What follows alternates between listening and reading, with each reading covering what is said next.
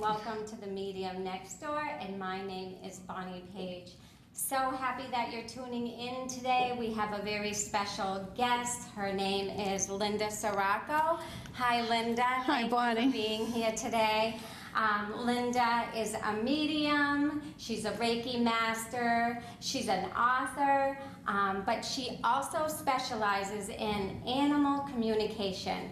So she's going to give us some tips today of, how we can talk to our animals, and she's going to give you some stories of readings and all different animal communication stories that hopefully you can use at home. And I'm so excited to have Linda here. She's not only just all of these things, she's actually my cousin, and how I'm always talking about this gift that we have is inherited in our mothers. We're sisters, so happy to have my cousin actually doing this work with me also. But Linda specializes in this, and I know we're just going to have a great half an hour. So thank you, Linda, again for being with us. And I'm going to start off with asking her a little bit about animal communication. And I know, Linda, some of what you do is working with soul contracts. So can you explain to everyone what a soul contract is? Sure. As an animal communicator, I believe that every animal in our life is here for a special purpose. And each and every animal, whether they're pets, wild animals, the animals next door, not necessarily your own animal, is here to help you and to teach you a lesson. My sessions fall into two different categories. Sometimes people come for a reading when they want to check in with their animal that has passed on. And they may just want to check in to be sure that they're okay. Other times they just miss them. And sometimes they're ready to get a new pet, a new dog or a new cat, and they just want to have that feeling that it's okay with their animal that passed. And I can tell you, I've never encountered an animal who didn't think it was okay. And in fact, that animal is usually involved in sending that next pet to you. So, exactly. I do a lot of readings also.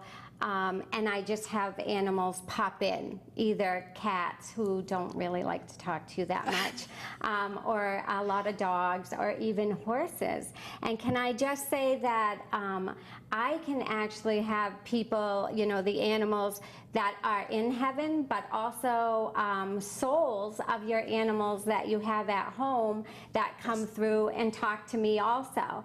And I don't really specialize in animal communication, but I know what you say is true.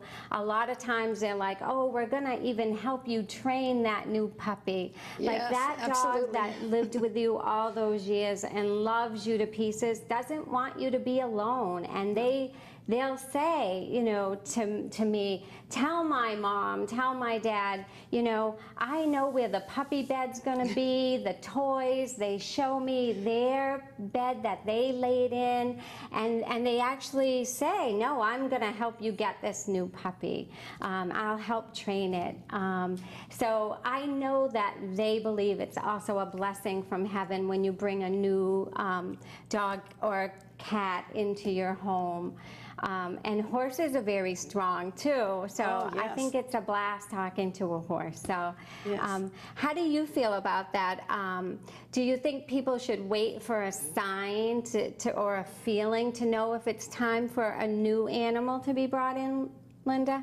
I think each case is individual, but if you're questioning it, then you could look for a sign, and your pet will be more than happy to send you a sign that it's okay. I lost my Saint Bernard. I can show you a picture of him here. Saint Bernard by the name of Bo, and it was so comforting for me to talk to the animal communicator and hear that he was okay on the other side. And the way that he showed me that it was okay is that apples were his favorite food, his favorite toy, his favorite everything. And when the communication came through, he was sitting in an apple tree. So it was his version of the perfect life, It's a is to just sign, be it's a there. Yeah, it's sign. just a great sign. So just to skip ahead a little, so Linda, you went to see an animal communicator before you became one. Oh, sure. I actually see, even though I'm an animal communicator, I would see another communicator when it was a time when I was too emotional or too close to the issue. Yeah. Yeah, it's just, you know, the feelings. Because sometimes we get blocked, you know. So what blocks energy from us receiving signs or signals is, you know, we can still be hurt or a little fearful or just really still a little emotional, right? Yeah, to and get sometimes that it's hard to message. get messages for yourself, a little bit hard, you know, for your own Yeah, things. I think so. So I'm gonna ask Linda to tell me a very special story that she has of a very special dog in her life. But I also want to mention that you've written a story about this very special dog, and it was in Chicken Soup for the Soul. Yes. And what were the two books it was in, Linda? It's in the Chicken Soup for the Pet Lover's Soul and Chicken Soup Leap of Faith. So it's in two of those books. But it's also out on my website, and you'll see that at the end. You can go ahead out there and read it, and you can see a picture of my dog. His name was Dominic. I can tell you when I read it this morning, Linda sent it to me, tears were rolling down. So I'm just going to hand it over to her and let her tell you about the story. Okay, and no guarantee that tears won't start here. It's a tough story for me. So I'll try not to do that. This is a picture of Dom, and maybe you'll be able to see it, but you'll certainly be able to see it when you go online or if you have that book. And Dominic is an example of the second type of reading that I do, and that's getting to the soul contract level. And the soul contract it's an agreement that happens between an animal and a human, where that animal has decided to work with that person to teach them a life lesson. So for me, this dog Dominic came in 2 years before I had a very serious accident, and later he actually saved my life, and I'll get into some of the details of that. The story starts with every morning as I was waking up, I heard a message from Spirit telling me very specifically to go to a certain shelter and to pick up a certain dog. And I'd know the dog that I was to adopt, and I already had a dog. So this was a total leap of faith going when I did go. I would know that dog because there's something unique about the dog's face. But you know, it happened during that twilight time when we're just waking up, and I couldn't quite remember the details of what was different about this dog's face. But at the end of the week, on Saturday morning, I went directly to that shelter, and I walked through and I looked at all the dogs, adult dogs, pups, looking for one with a unique face. I thought I didn't find him. I started to walk out of the shelter, and a little box of dogs, they were all black, and one had a lighter coloring, were off to the side. And one of them looked as though he didn't have fur on his face. And so I was attracted to him. I picked him up, and on closer inspection, I realized he did have fur, but it was gray, so it looked like he didn't have fur.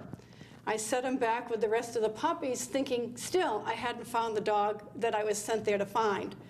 When it hit me, you know, it's the dog with the face. I went back, and I picked him up, and I went right away to adopt him. And when I got there, I found that somebody already had his adoption card. So I waited, and I waited for about an hour. And finally, the people were deciding between Dominic, who's at that time, his name was Fettuccine, and another pup. And when they realized someone was waiting for him, they let me have Dominic.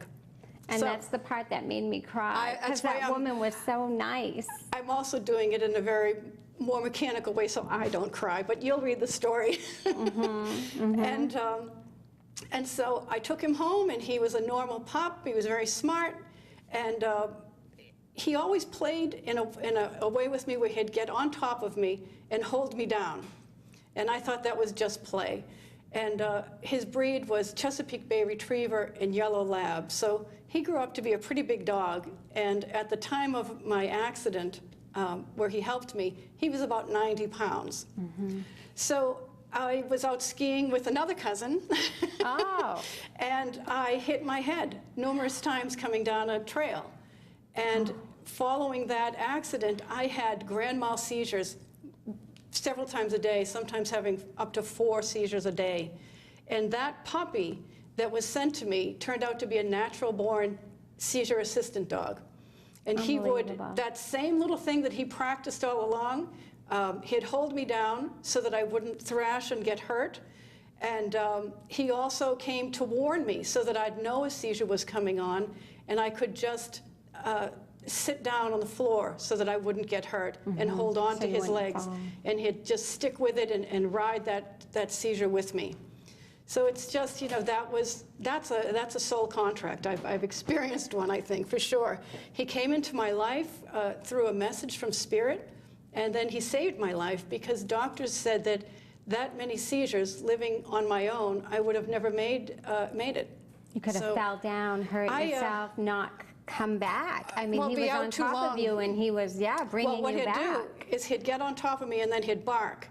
And from that place that you go to when you're having a seizure, I'd follow his voice back. That's amazing, amazing story. Yeah, so I wrote the story. I didn't know how to honor him. I mean, it took 1.5 years, but I got better, and I don't have any seizures or any problems like that anymore. Thank goodness. Yes. Praise the Lord. Thank Dominic. Yes, yes. And so that's quite a soul contract that you have with another animal. It sounds like he knew what his job was in your life. He knew from the beginning. He was practicing by holding me down as a pup. So he came from heaven knowing that he was going to have a person that he needed to help. Yes. Yep, yeah, absolutely. And I get goosebumps all over me just saying that, because it's so true. And I'm sure many of you have animals that, you know, they're not even your animals, they're your babies, they're your children, they are your family members. And we all understand what it means to have that bond. So when they can be so helpful to you, it's just amazing. Yes. I do want to mention this book. I wonder if you can see it. It's called The Secret of the Greater Mountain. And it's a book that Linda actually wrote. And it's a wonderful book. And I'm going to have her explain that too a little bit. Well, this book, it also ties in with the soul contract. So the soul contract is the dog's job, in a way, the dog's job that they have with you. Mm-hmm. And so this book is for adults and children, and it talks about, you know, why did your dog come here, and why do they have to leave at some point? And so it helps you with pet loss, as much as a story can help. It's, yeah, but this book was kind of meant for children, but it's for everyone, right? Actually, Linda? It started out as a children's book. It's a fully illustrated book, and it's a nice but what I book. found It really is that people were giving it to other adults more than children. So the next time I had a batch printed, I decided to go with a smaller size so that it fits in an envelope, so that people can mail them to friends when they either adopt a dog or they lose a dog. So it ended up having more of an adult following than a children, but it's actually for both. Because it covers both places, that time where a dog comes into your life and then that sad time when they leave, you know. Yeah. And it also encourages people to adopt from shelters. Stretch. We know, everyone, all dogs go to heaven. That's so true, yes. Isn't it, Linda? I mean, and that's not your book, we know, but all dogs go to heaven.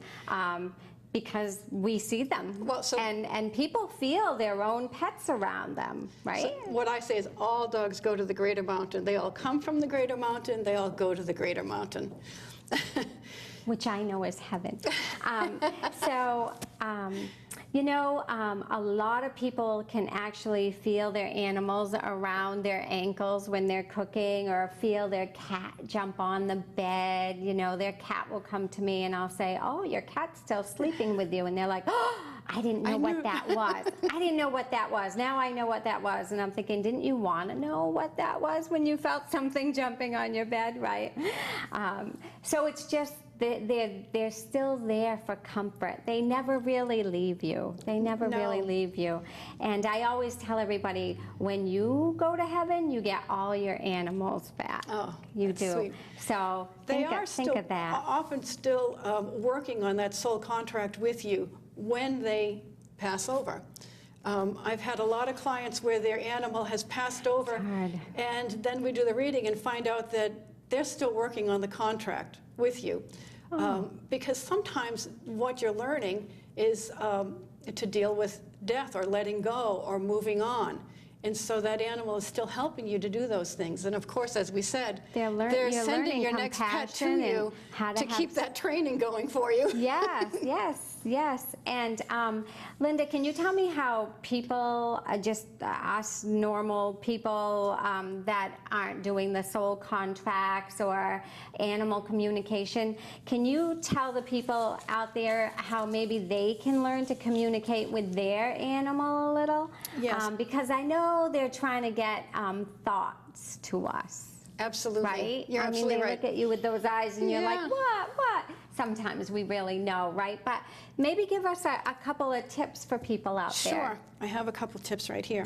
So the best time is when your pet's very relaxed. So if it's your dog, maybe they've already been out for their walk and they're running, they've been running.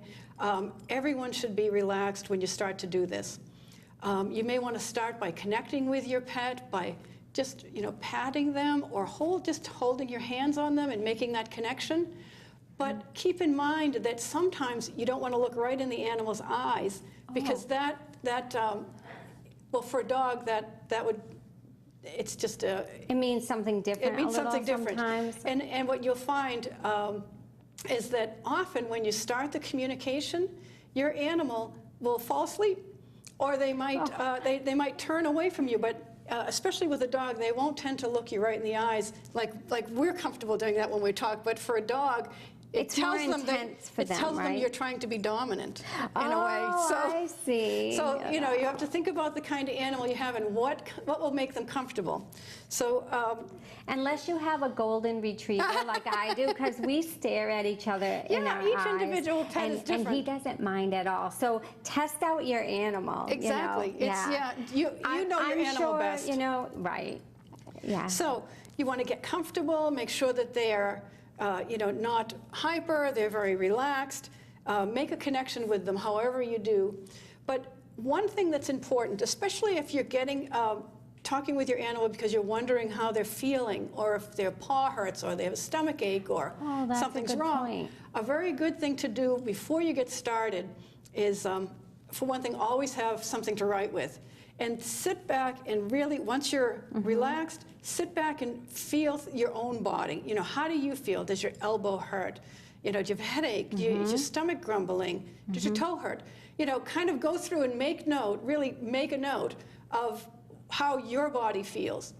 And then when you connect with your animal, and they sort of kind of lay their body over yours energetically, or you connect, you might feel, oh, my hip hurts. Yeah, well, that didn't hurt before I connected, so maybe my dog is sending me this information, or my cat is sending me, or my horse. Because we're picking up that energy, so it's good to know where your body is before you start. Before you start, and then if something comes on and you're like, oh, I didn't have that, that's such a good way to them to communicate to you what's happening, because, they can't just go blah, blah, blah, I have a stomach ache, I think I need some medicine or eventually, whatever. You might have a dog that just says, yeah, my foot hurts, I mean, it's all your individual animal. I actually can tell on my golden retriever when anything's happening in his body, but I have that little knowledge of really kind of scanning him and seeing how he's feeling.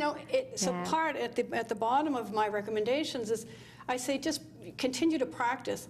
and practice with different sorts of things, building your intuition and learning about connecting and all those things. So, you're picking up, and your dog or cat or fish may exactly look at you and say, here's what's going on, So the other thing is to, we said, notice how your body is, hold your hands on them, tell them what you're doing. Just come right out and say, I want to talk to you.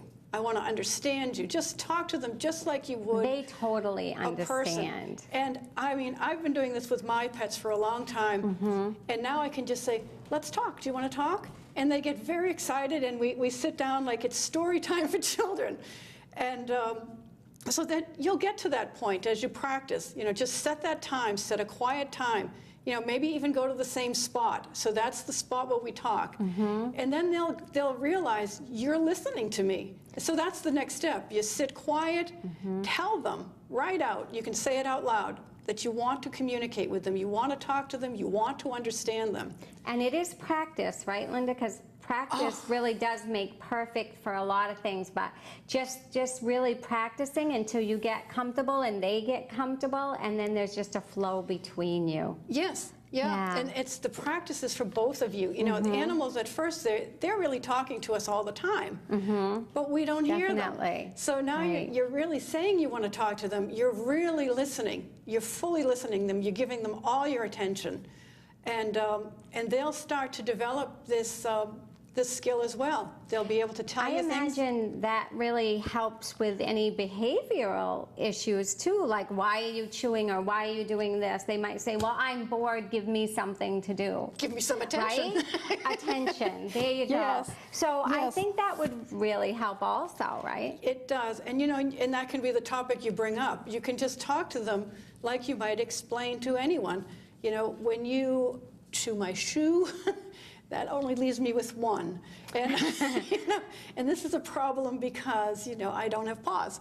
I'm just kidding. But, you can talk about the issues that are going on in the house and explain things to them and listen to them. But don't be surprised if it looks like your dog or cat's not listening to you. They may get up and walk across the room and lay down. Or they might fall sound asleep. But that's when the flow is happening. You can believe and trust that information is happening. And write down any impression you get. I call it raw data. Write that raw data down because, it might make sense later. It usually means something. It does. Don't try to interpret everything right away or get it into a sentence form as we might get it. When you get it, if you get an image, write it down. Boom, write it down. Yeah. Write everything down. Exactly. I can't stress that enough. And just one more point there is that you may not get it right then and there. You might be a person who gets this information a little later when you're sleeping. So keep that pad and paper next to you all the time. So Linda, I know you've been doing readings with this animal communication. Can you tell me a little bit about the readings, or what is the funniest thing that an animal has ever said to you? Okay, the funniest thing. I've actually had many funny things, but I guess the one that sets me back the most, and it actually ties into what we just said about stick with the raw data. A German Shepherd, and this is the German Shepherd right here, and again, these things you'll be able to see later on my website. Yeah, she'll put it on our website for you. That dog called me a doofus. And of course, it's a shepherd. Okay, so I'm looking at this dog, and the person is there, and I'm giving the reading, and he's calling me a doofus. And of course, I don't really want to say this to the person, but as it turns out, you got to give it. I did, and that was his nickname. So he was telling his person, not only did he get it, he knows it's funny, and he knows it's his nickname. I mean, isn't that amazing? Yeah. And the things we get, you just got to give. So, and so your readings with animals, does the animal have to be there, or a picture, or how does that work, Linda? They're usually done over the phone. Rarely when the animal is there because they get fidgety and they spin around. So it's a phone conversation. don't and need a phone picture. readings are amazing because you're just getting the animal or the person. I do phone readings. Yeah. You're just getting that person or animal's energy, and it comes through loud and clear, doesn't it? Absolutely. It's amazing how energy Yeah, works, but I it just comes need to through know, loud and clear. The name, whether they're here or on the other side, and what kind of animal is it. And then we'll talk on the phone and Yeah, it's find out great. how they are. So we're gonna, you can find Linda at www.greatermountain.com is your website, Linda. Yes. And she'll put pictures on about today, so if you missed anything, and her telephone number is there, so you can get into contact with Linda also. Okay. And it's actually Greater Mountain. There's a typo up there. Yeah. Oh, there is. Okay. GreaterMountain.com. GreaterMountain.com. And of course, I'm at BonniePageMedium.com. So I hope you enjoyed the show today. I thank you so much for thank you, coming Bonnie. on, Linda. I'm giving her a hug. It's fun. It's so very fun. wonderful having a cousin that I can talk all these things about and help me share all this information and get this out to you. So start practicing on your animals, and we'll see you soon. Thank you, Bye-bye. everyone.